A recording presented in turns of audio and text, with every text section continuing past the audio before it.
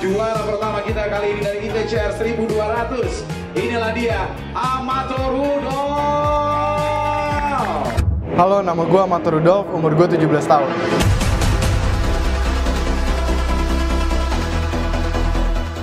Halo teman-teman, sesi obrolan UI Ganteng kali ini bakal ngebahas profil Amato Rudolf, mahasiswa Teknik Mesin UI angkatan 2020 kelas internasional yang diterima melalui jalur talent scouting. Amato merupakan anak tunggal berdarah Jerman Indonesia yang lahir di Jakarta 20 September tahun 2002. Ia telah senang dengan hal yang berbau balapan sejak anak-anak. Kemudian ia dibelikan motor balapan pertama pada usia 9 tahun oleh kedua orang tuanya untuk mendukung hobi dan bakat si buah hati. Dukungan orang tua terus berlanjut hingga ia mengikuti kejuaraan balap mobil pertama ketika SMA dan memenangkan berbagai perlombaan, di antaranya menjadi juara umum pada Honda Brio Speed Challenge di kelas promotion, serta juara nasional di Indonesia Touring Car Race ITCR kelas 1200cc pada tahun yang sama. Apakah alasan Amato memilih jurusan teknik mesin di UI? Dan temukan berbagai pertanyaan serta jawaban lainnya hanya di obrolan UI Ganteng berikut ini. Selamat buat lu lolos UI teknik mesin gitu lewat talent scouting. Kalau gue perhatiin orang-orang yang masuk talent scouting itu emang orang-orang yang hebat ya, kalau gue lihat orang ya emang berbakat lah gitu. UI nggak salah ngambil orang-orang gitu. Maka tema obrolan kita sekarang adalah sebenarnya tentang menjadi yang terbaik di bidangnya. Nah, gue ngerasa lu adalah salah satu yang terbaik di bidang lu, yaitu dunia balap mobil. Ada nggak sih ini misalkan kalau balap motor kan balap motor 120cc. Kalau balap mobil lu ini secara umum, kalau lu ngomong ke orang awam deh, pebalap mobil apa gitu? Kalau di Indonesia tuh ada 3 kelas. Jadi yang kejuaraan nasional di Indonesia ada 3 kelas. Yang pertama 1200, itu yang gue ikutin sekarang dan selama ini. Ada 1500 dan ada 1600 max. Nah, kalau 1600 ini rata-rata diikutin sama tim pabrikan kayak Honda, Toyota gitu. Jadi kalau kita yang tim masih privateer dan kira-kira budget untuk bangun mobil yang nggak sebesar mereka kan tim pabrikan, bisa panggil mekanik dari Jepang gitu-gitu. Ya kita biasanya ikut di 1200 atau 1500. Dan lu ngikut yang 1200. Kuota talent scouting sendiri berapa sih? Tahu gak? Kalau di jurusan lu? Nggak tahu jujur. Berapa? Sedikit lah pasti. Sedikit kayaknya enggak. Sedikit lah. Ya enggak banyak banget gitu.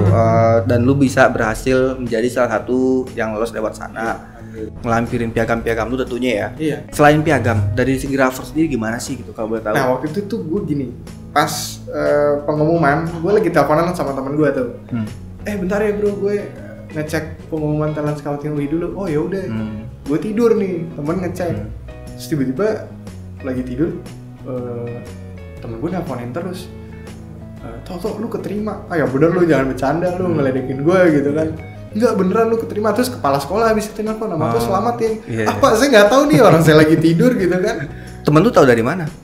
Diumumin dari sekolah, dari lab schoolnya dikasih tahu ada ya. Oh iya benar. Gue saking udah putus asa kayak, soalnya rapot gue ya ini ya biasa aja banget. Nah, gue tidur aja, terus tiba-tiba kepala sekolah nelfon. Sampai jadi si grup angkatan tuh gue mute gara-gara malas aja ngelihat yang lain keterima, kita nggak keterima gitu kan. Udah nih malas, gak usah lihat. Nah, terus habis itu tiba-tiba kepala sekolah nelfon, ya Amato selamat ya. Oh iya pak, saya belum lihat nih sebenarnya. Akhirnya gue cek, benar. Emang talent scouting lebih lambat ya pengumumannya ya dibanding SNMPTN. Ingat sih? Jadi lu mute tuh grup karena teman-teman lu lolos gitu. Lu malas. Gue malas akhirnya.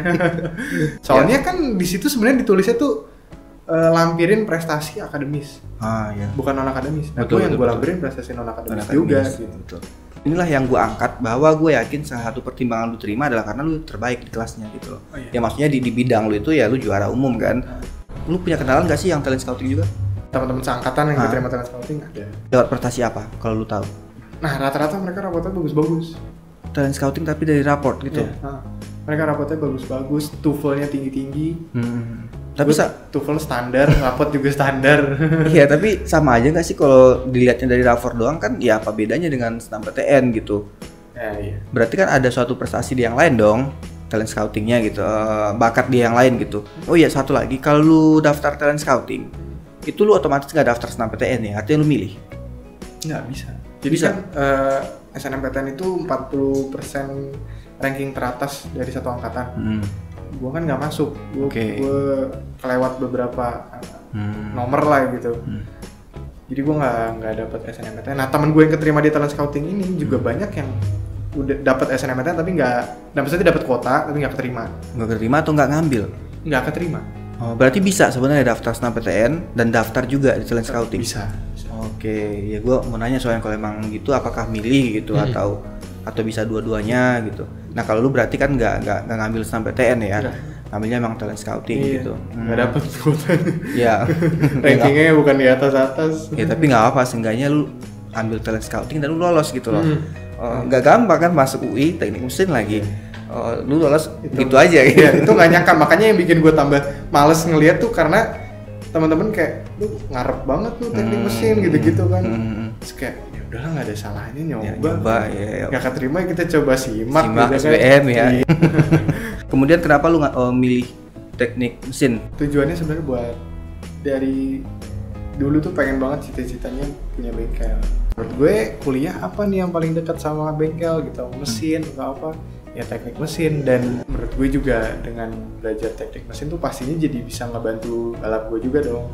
Bisa lebih ngerti engineering gitu-gitu, ngobrol ke engineer juga jadi pastinya lebih pintar. Itu aja sih sebenarnya. Lu udah punya gambaran belum sih? Kan kalau kuliah berapa? Lu apalagi double degree ya? Iya. 4 tahun misalkan atau 3 tahun. 2 tahun di sini, 2 tahun ya, di luar. Berarti 4 tahun itu lu bakal vakum dulu dari pekerjaan lu atau gimana? Nah itu tuh lagi dibahas juga kemarin. Karena kan yang 2 tahun di luar negeri itu nggak mungkin dong tiap bulan balik ke sini demi balap. Nah kayaknya kan gue juga nggak tahu nih seberapa sibuk kuliah di UI. Rata-rata sih pada ngomong, wah kayaknya nggak bisa nggak bisa nih, soalnya UI tuh ibaratnya nggak punya karir aja udah mesti fokus banget, itu pun masih kadang banyak yang keteteran. Nah mungkin nanti gue tetap balap, tapi kayaknya nih kalau udah kayak misalnya bentrok sama UAS, ya mungkin gue nggak balap. Kalau di SMA kemarin mau UAS mau apa mau UN gue tetap balap. Lu prioritasin balap lu gitu ya. Balap. Dari kapan sih lu gemar balap mobil? Jadi gini, sebenarnya awalnya dari balap motor. Dulu kelas 2 SD gue balap motor, motor cross gitu yang di tanah. Motor beneran atau? Motor beneran, motor cross yang SD yang loncat-loncat di tanah. Iya. Gitu. Tapi dibeliin. Karena tiap hari lama-lama nyokap juga mungkin pusing kali dengernya. Tiap hari gue kayak minta. Itu ngerengek, itu mintanya juga dari TK.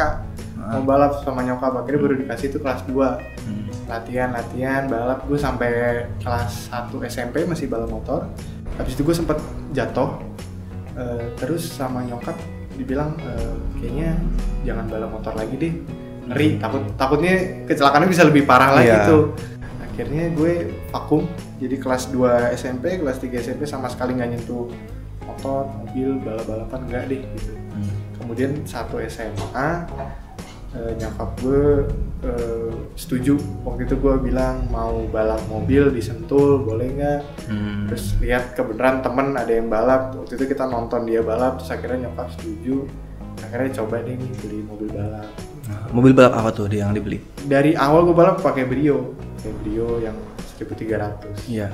Tapi dimodif ya tentunya. Iya, jadi kelas yang gue ikutin itu karena dia kejuaraan nasional.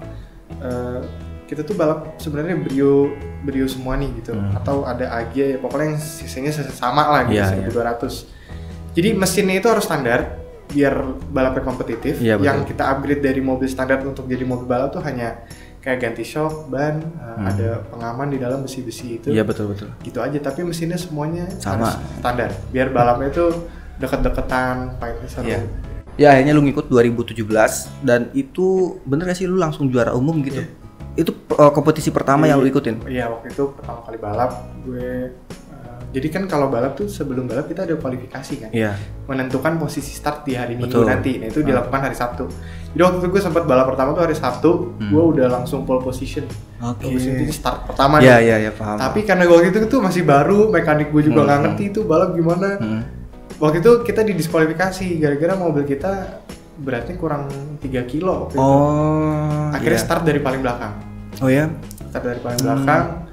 Alhamdulillah tuh besoknya menang tuh. Dari situ tuh langsung alhamdulillah karirnya naik gitu ya. Dari segi hadiah sendiri per kali main atau kalau hadiah dari total panitianya gitu ya. Per balap ada, tapi Kalau kita pembalap cari uangnya bukan dari hadiah. Iya, benar-benar. Karena kayak balap Formula One aja menang nggak dapat hadiah gitu. Tapi kan bonus dari sponsornya dia. Sponsor, benar-benar. Jadi kalau kita balap cari uangnya dari sponsor. Iya, betul. Dan gue baca juga lu adalah yang termuda katanya ya. Emang diikutin berapa orang-orang usia berapa aja sih? Banyak yang Variatif yang muda banget. juga banyak ya, ada dari 14 kalau nggak. Ada juga. Ada dari Tapi nggak menang gitu ya. Ya mungkin menang, mungkin Oh iya, maksudnya nggak sekali-sekali tapi nggak juara umum. juara umum. Jadi gini, sebenarnya tuh balap mobil tuh kalau masih kecil harusnya tuh go-kart dulu kan. Jadi go-kart tuh katanya basic dari semua balapan. Nah, gue sendiri waktu itu ngeliat go-kart tertarik, cuman pas gue tuh selalu kalau mau apa-apa minta ke nyokap atau bokap pakai hitung-hitungan gitu kan. Jadi kata dia, emang balap mobil berapa? Coba hitung balap mobil sama hitung balap go-kart. Gue hitung-hitung lebih mahal balap go-kart. Dan menurut gue kayaknya gue bisa berprestasi bagus di balap mobil. Tanpa harus balap go-kart dulu. Betul. Karena yang pasti balap go-kart tuh ya nggak bisa untuk cari uang lah dibanding balap mobil. Akhirnya langsung balap mobil dan alhamdulillah bisa menang juara dari orang-orang yang mulai dulunya go-kart. Oke.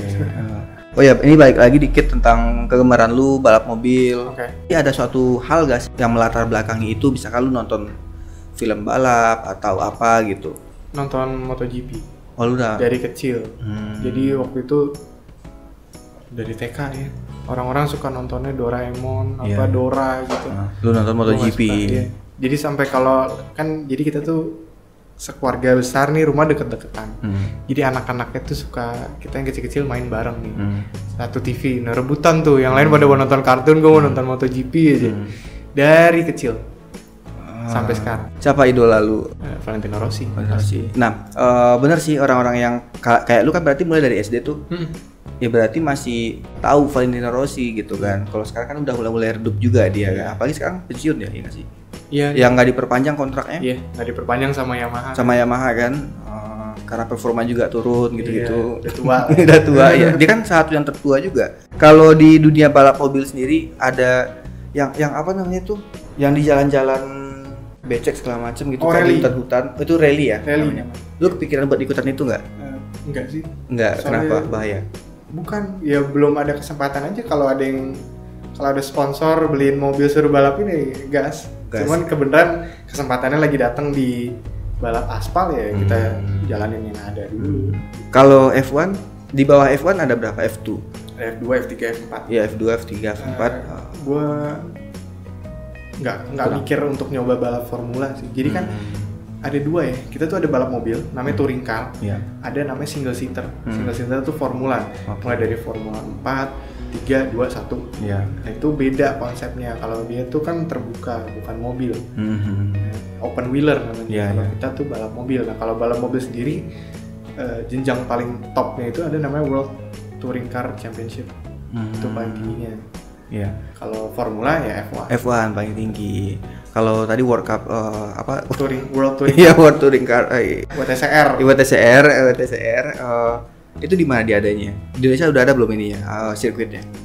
Di Indonesia sendiri belum masuk kalender WTCR sih. Jadi dia keliling dunia tapi Indonesia belum masuk. Oh, tapi lu kepikiran buat ikutan juga nggak? Ya pastinya tuh mimpi semua pembalap ya. Pembalap mobil ya. Iya. Pasti pengen. Ya walaupun sekarang lu fokus pada akhirnya kuliah dan nanti kita nggak tahu kayak lu bilang di Indonesia mungkin ikut tapi pas di luar negerinya belum tahu gitu ya. Lu mikir nggak sih tentang keselamatan gitu balap mobil ini? Kecelakaan segala macam. Jadi menurut gue tuh balap mobil kelihatannya bahaya, tapi bisa dibilang orang yang cedera gara-gara balap mobil itu lebih sedikit dibanding kayak sepak bola, basket, ski gitu ya. Tapi memang sekalinya kecelakaan ya bisa parah gitu. Meninggal misalnya balap mobil. Tapi sekarang ini safety device-nya tuh udah bagus banget. Dan orang tua juga cukup mendukung ya. Mendukung. Dari awal atau ada sedikit debatan mungkin? Pas mulai balap mobil dari awal ya didukung. Pas balap motor itu jadi waktu itu sebenarnya dealnya itu gue dibeliin motor tuh hanya untuk latihan. Nggak boleh ikut balap, nah gue ikut balapnya nyolong-nyolong. Nah orang itu nggak tahu gitu. Orang tua nggak tahu. Terus makanya nggak pernah menang karena mungkin nggak ada nggak tua ya. Iya benar-benar. Ya ada aja bawaannya jatuh lah gitu. balap mobil juga gitu. Dulu dari SMP kelas 3 tuh suka nyolong mobil nyokap sebenarnya. Jadi kalau dia lagi hari Sabtu, dia kan suka tidur aja gitu, keluar rumah, mobilnya kita bawa nih, nabung nih, duit jajan kumpulin buat sewa trek, mobilnya kita bawa gitu, muter. Nah waktu itu ketahuan. Akhirnya tapi alhamdulillah dia bilang, udah ntar SMA coba mulai balap. Tapi apa sih yang lu cari dengan semua itu gitu? Ketenaran atau emang hobi aja gitu? Jadi banyak pembalap yang seumur gue sekarang ya di Indonesia, maksudnya rival-rival gue yang jauh lebih terkenal gitu-gitu. Gue sih nggak ngincer ke situ, jadi gue tuh suka aja gitu. Senang aja gitu ya. Jadi dimana kalau kita nyetir mobil bawaannya tuh tenang. Jadi gue juga gitu, kalau misalnya abis UAS nih stres, latihan aja gitu ke Sentul. Dan abis itu relax lagi. Jadi bukan buat cari ketenaran atau apalagi uang gitu ya istilahnya. Ya uang pasti. Jadi gue gimana caranya gue ngejalanin passion bisa dapat uang, karena kan hobi apa sih, pekerjaan yang paling baik itu adalah hobi yang dibayar. Jadi gue pengen banget itu bisa terjadi dalam hidup gue. Walaupun kayaknya di Indonesia susah ya. Cuman insyaallah. Ya mudah-mudahan bisa ya. Lalu lu kan teknik mesin, tadi lu bilang lu juga pengen punya bengkel suatu saat. Gambaran lain kira-kira cita-cita lu sendiri apa selain jadi pembalap, atau emang udah jadi pembalap aja gitu? Pembalap dan bisnismen. Itu ya. Karena kalau gue balap doang, sepol-polnya pembalap di Indonesia ya cukup aja gitu hidupnya. Dan sementara kan kita pengen ya naikin martabat keluarga lah gitu. Iya betul. Caranya jadi orang yang lebih mampu, ya pastinya harus punya bisnis juga. Iya betul. Mungkin dari balap doang, walaupun nanti bisnisnya ya misalnya bengkel mobil tapi bengkel besar gitu-gitu kan bisa. Lumayan ya. Penghasilannya lumayan. Ya. Sejauh lu ngikutin kompetisi balap mobil, kendala apa yang lu alamin? Kendala nggak ada sih sebenarnya, karena itu gue ngelakuin itu tuh bener-bener fun gitu, nggak pernah gue anggap masalah. Jadi kayak senang aja gitu. Gue juga sering kualifikasi nggak pertama, besok balap gue start 3 ke 4. Jadi karena gue senang ya udah gue jalanin. Dan nggak ada beban juga kali ya untuk lu juara 1, 2 dan seterusnya gitu.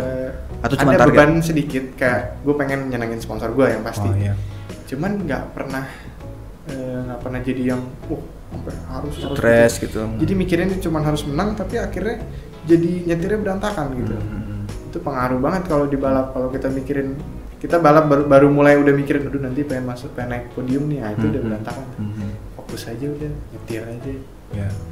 Kalau hal yang paling berkesan selama lu ngebalap apa? Kira-kira misalkan lu hampir tabrakan atau apa gitu? Berkesan. Waktu itu jadi ada balap malam. Di Sentul pertama kali ngadain balap malam di Indonesia. Gue pecahin rekor di kelas 1200 kualifikasinya. Jadi gini kan, biasanya tuh orang dapat time paling kenceng di sesi kualifikasi, karena kan kita pakai bensin dikit, terus bannya juga optimal, terus nggak kalang-kalangan sama orang, jadi biasanya time bagus tuh di kualifikasi.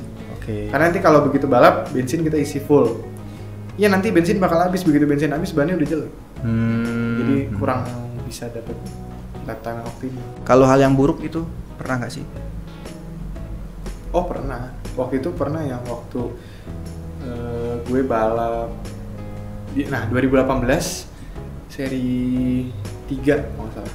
Ya seri 3. Itu gue balap akhirnya dipinjemin mobil sama teman gue. Jadi dia udah balap di kelas 1500, dia punya mobil 1200. Nggak kepake, disuruh yaudah lu balapin aja tuh daripada nungguin mobil belum jadi kan. Gue balapin itu mobil, gue pakai mobil yang paling tua lah, maksudnya yang paling jelek tuh di kelas itu. Finish terakhir, start dari paling belakang, kayak gitu-gitu pernah. Tapi nggak pernah jadi bete gitu, nggak. Soalnya seneng aja gitu nyetir.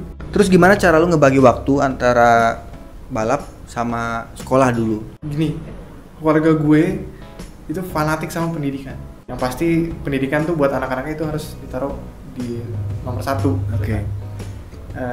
Kebenaran nyokap gue tapi udah mulai bisa longgar, udah mulai bisa yang yaudah kita balap sama sekolah nih 50-50. Kenapa? Karena alhamdulillah gue juga berprestasi. Kalau gue kemarin balapnya biasa-biasa aja atau ya nggak membanggakan gitu lah ya, ya mungkin nyokap lebih prefer lu fokus sekolah dulu deh gitu kan.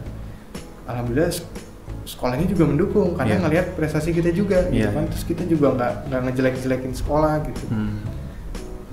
Didukung juga, jadi gue dapat dispensasi gue boleh bolos dari hari Kamis sampai Senin. Oh iya, emang sering? Sering. Berapa Jadi, kali? Ya tiap ada balap 7 kali kan.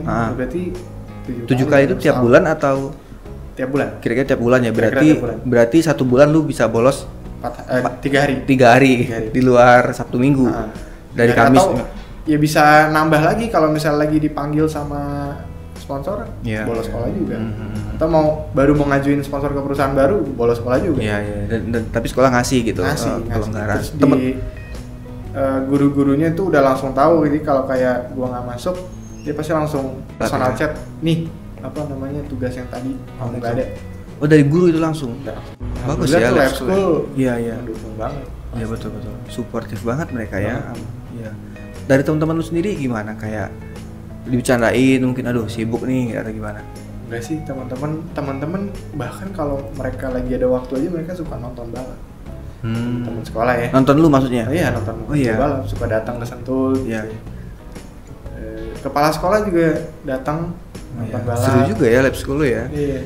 Kemudian tapi kan tugas lu tetap ngerjain dong. Gitu. Nggak ada keringanan kan. Nah, gimana cara lu gitu loh? Lu stres gak sih gitu? Kan waktu kita sama-sama 24 jam. Karena lab school juga orang di situ pinter-pinter banget ya. Terus pelajarannya juga cukup tinggi levelnya. Jadi kadang ngejarnya juga susah. Tapi ya apa boleh buat, harus jalan terus, lakuin terus kan. Kalau enggak ya karena buat gue balap sama sekolah bukan pilihan, itu harus jalan berdampingan gitu. Iya. Kewajiban ya, bukan pilihan. Jalanin aja. Insya Allah bisa. Iya. Menurut lu Tok, apa yang bisa diambil kalau lu semacam ngira-ngira lah, atau lu ngambil kesimpulan dari lu lolos talent scouting ini gitu loh? Oke. Kalau gua kan asumsi gua adalah ya karena lu juara di bidang lu itu, artinya lu terbaik tadi gitu, makanya lu bisa lolos. Kalau menurut lu sendiri gimana? Gue mikir kenapa keterima di talent scouting gitu ya. Pertama nilai gue memang biasa aja, tapi naik gitu. Oh, lu naik ya nilainya? Naik terus dari kelas 1 ke kelas 3 tuh naik gitu. Kelas 3 paling pola gitu, karena gue juga belajar banget. Walaupun tetap biasa aja nilainya, tapi at least naik. Terus gue bikin esai di situ sejujur mungkin tujuan gue kenapa mau pilih fakultas itu, terus kenapa harus UI, itu gue benar-benar jujur.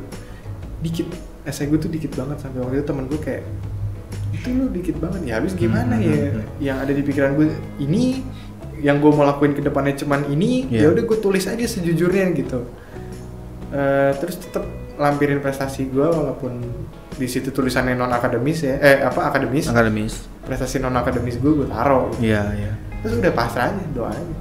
Jadi menurut gue keterima itu mungkin dilihat dari prestasi gue iya. Kemudian mungkin dari esai gue juga.